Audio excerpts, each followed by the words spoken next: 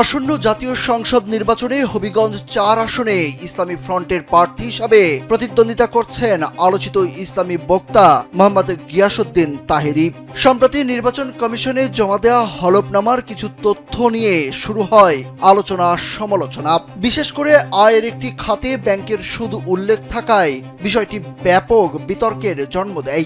এ নিয়ে এবার মুখ খুলেছেন তাহেরী। তিনি দাবি করেন পুরো বিষয়টি একটি ভুল বোঝাবুঝি এবং একটি স্বার্থান্বেষী মহল উদ্দেশ্য প্রণোদিতভাবে তার বিরুদ্ধে অপতথ্য ছড়িয়েছে। হলফনামায় মোহাম্মদ গিয়াসউদ্দিন তাহেরীর মোট সম্পদ সহ বন্ড, সঞ্চয়পত্র, আমানত ও সুদ একসঙ্গে উল্লেখ থাকলেও গণমাধ্যমে কেন শুধু সুদের বিষয়টি আলাদা করে তুলে ধরা হয়েছে সেই প্রশ্ন তুলেছেন তাহেরী।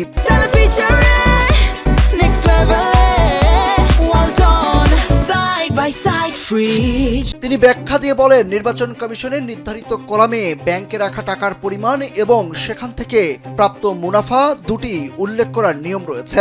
সংবাদ মাধ্যমে বিষয়টি প্রচারিত হলেও তার কাছ থেকে কেউ জানতে চাননি এই আয় আসলে কোন খাত থেকে এসেছে। তাহেরীর ভাষায় এমনও তো হতে পারে যে কেউ সুদের টাকাটা অন্য কোথাও সোয়াবের আশা না করে দিয়ে দিল।